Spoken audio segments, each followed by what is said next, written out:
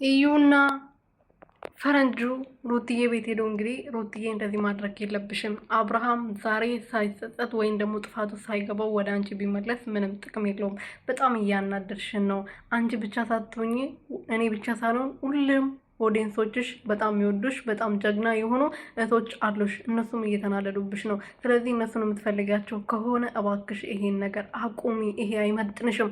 ሄርሜላ ብትሆን ለአንቺና ለአብርሃም አስብ አይደለም የሆነ ነገር መፍጠር ፈልጋ ነው ይሄን ድራማ እየሰሩብሽ ያሉት። መልሰው አንቺ ላይ ድራማ እየሰሩ ነው። ስለዚህ አንቺ ይሄን ነገር ራስሽን ልዑል አንቺን ካጣ ነው እንጂ መኖር የማይችለው አብርሃምን አላጣው ምንም ለሱ የሚቀየር ነገር የለውም። ምክንያቱም አባቱ ሆኖለት ስለማያቅ ብሎ እንግዲህ ቤቷ ድረስ ሄዶ እየተቆጣት ነበረ። ሩትዬ ግን እሺ ብቻ ነው የምትለው እንጂ ምንም በተግባር አሳይታን አታውቅም።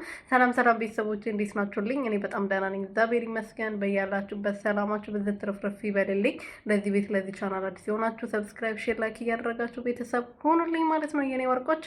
እና ሩትዬ እንግዲህ በእዩዬ ቤት ከፈረንጁ ጋር መታለች ማለት ነው። እና እዩና ፈረንጁ ሰው ቆይቷል ቪዲዮ ከሷ ጋር ከሰሩ። ግን እንደዛም ሆኖ ሰሞኑን እየተፈጠረ ያለው ነገር ሩት እያደረገች ያለችው ነገር ትክክል አይደለም። ኤርሜላ በድንገት ተቀይራ ከህይወት ልውጣ ማለት ምናምን ሌላ ድራማ እየሰሩባት ነው። እሷ ግን አልነቃችም፣ ክብሯን እያስጠበቀች አይደለም።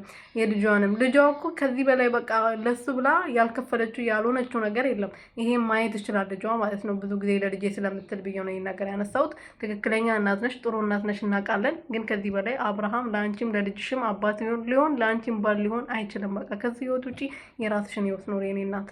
ከዚህ በላይ ምንም ገባሽ አይደለ? አብርሃም ጥፋቱ ካልገባው ጥፋተኛ ነኝ ብሎ ሊመጣ ይገባል። አንቺ ሄደሽ ሳይሆን እሱ ሊመጣ ነው የሚገባው ተጸጽቶ